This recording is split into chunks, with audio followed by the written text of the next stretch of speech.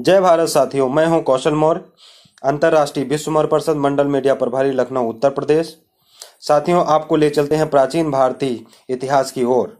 जानते हैं कि पाल एवं प्राकृत यानी कि पाल प्राचीन भारत की एक भाषा है जिसका विकास ईसा पूर्व 6ठी सदी से माना जाता है और इसे बौद्ध त्रिपिटक की भाषा के रूप में भी जाना जाता है।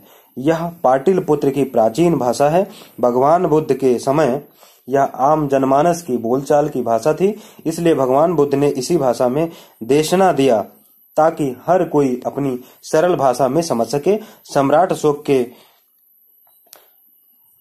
भाब्रू शिलालेख में त्रिपिटक के धम्म पर्याय शब्द के स्थान पर मगधी भाषा के धम्म पलिये शब्द का प्रयोग किया गया है और जिसका अर्थ उपदेश या वचन होता है।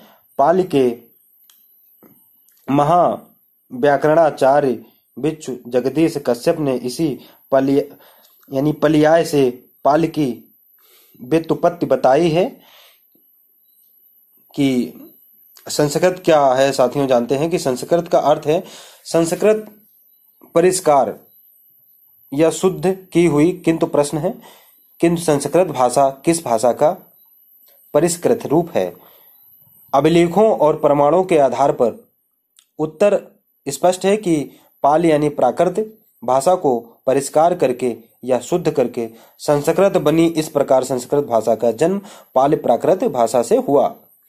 साहित्य भी इस बात की पुष्टि करता है कि महावास्तु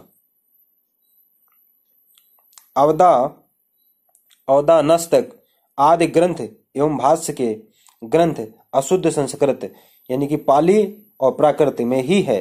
भारत में आने वाले आर्यों की भाषा भी अशुद्ध संस्कृत थी, जो हिंद अथवा इंडो यूरोपीय समूह की भाषा थी। धीरे धीरे इस अशुद्ध संस्कृत का मानकीकरण हुआ, जो कालांतर में वैदिक आर्यों की भाषा बन गई। अशुद्ध संस्कृत वैदिक साहित्य के विकास के साथ साथ संस्कृत भाषा में भी परिवर्तन होता रहा। इसी कारण वैदिक संस्कृत वर्तमान संस्कृत से भिन्न है। उस समय संस्कृत केवल धर्म दर्शन की ही भाषा थी। बोलचाल में पाल का प्रयोग होता था। संस्कृत भाषा का अत्यधिक वैज्ञानिक व्याकरण महान व्याकरणाचार्य पणानि ने 4ठी शताब्दी ईसा पूर्व में तैयार किया, जिसमें महान विद्वान विष्णुगुप्त